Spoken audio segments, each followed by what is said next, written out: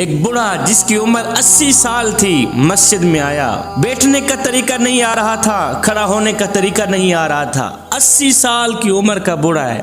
نماز پڑھنے کا طریقہ نہیں آ رہا تھا, قیام کرنے کا, رکوع و سجود کرنے کا طریقہ نہیں آ رہا تھا. امام صاحب نے دیکھا, پوچھ لیا, بابا جی مجھے لگتا ہے آپ اس مسجد میں پہلی مرتبہ آئے. بابا جی نے کہا, امام صاحب میں اس مسجد میں پہلی دفعہ نہیں آیا, میں تو ویسے ہی زندگی میں پہلی مرتبہ یہاں آیا.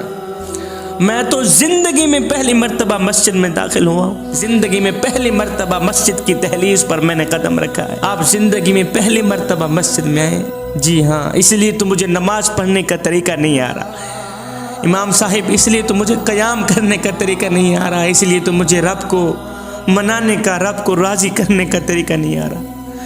امام صاحب نے کہا, بابا جی آپ زندگی میں, اس کا مطلب ہے پہلی مرتبہ نماز پڑھ رہے ہیں. جی جی میں پہلی مرتبہ نماز پڑھنے آیا ہوں, اس سے پہلے میں نے کبھی نہیں پڑھی. امام صاحب نے کہا, بابا جی اچھا پھر جمعہ تو پڑھا ہوگا؟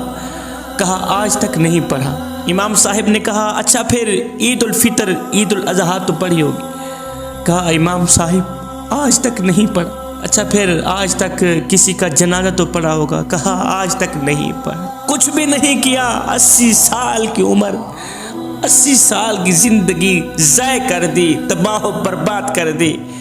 ایک دن بھی اللہ کو سجدہ نہیں کیا. آئے کتنا ظرف ہے میرے کریم رب کا کہ یہ سب کچھ دیکھ کر بھی میرا اللہ کہتا ہے, آجا آجا آجا میری چوکھٹ پر آجا, آجا میں تمہیں مہلت دیتا ہوں, میں تمہیں وقت دیتا ہوں, میں تمہیں ٹائم دیتا ہوں.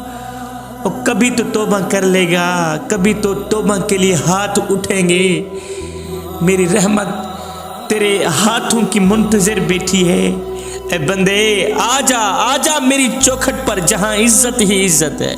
میری چوکھٹ پہ آ کر تو دیکھ, تجھے عزت ملے گی, تجھے مقام ملے گا. جوانو اٹھو نماز پڑھو, اٹھو قیام کرو, اٹھو رکوع کرو.